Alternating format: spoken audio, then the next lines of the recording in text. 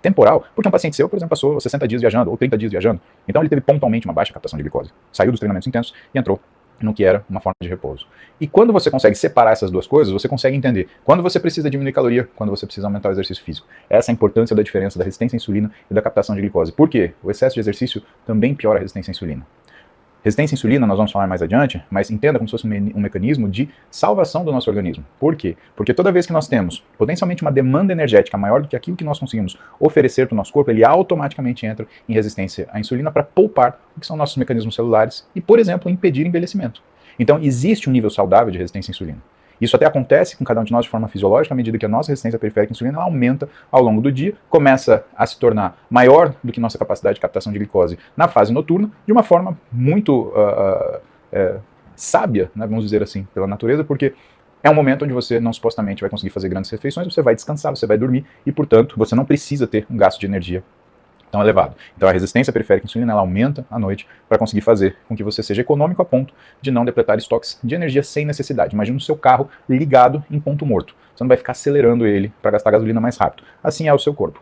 E olha, é interessante, por mais importante que seja esse dado, os artigos eles começam a ser publicados a partir de 2011 com uma autora chamada Linda Morgan, né, que começa a estudar o que acontece quando a gente varia refeições dentro de uma dieta de mesma caloria, porém picos calóricos diferentes ao longo do dia.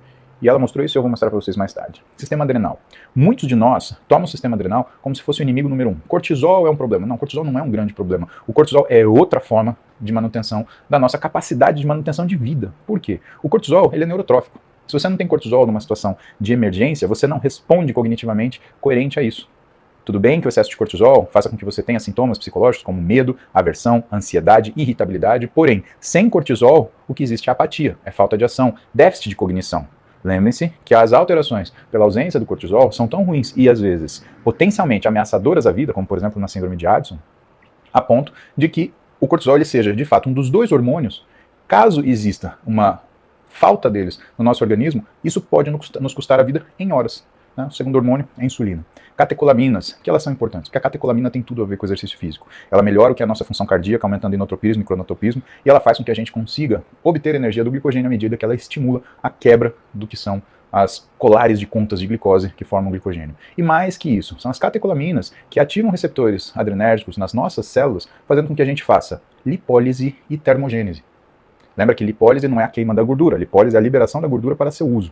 Então, fazer lipólise não é garantia que essa gordura ela foi utilizada, simplesmente ela foi mobilizada.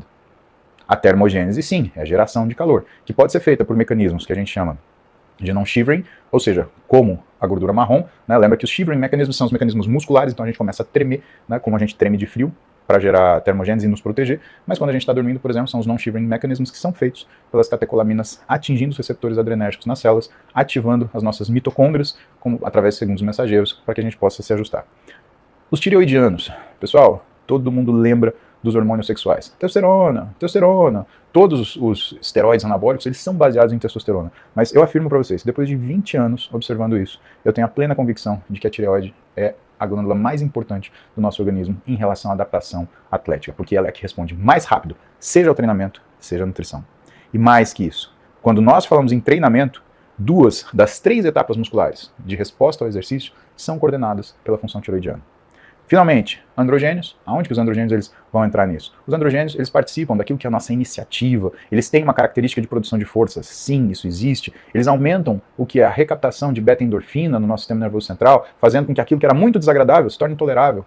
Olha quanta gente gosta de treinar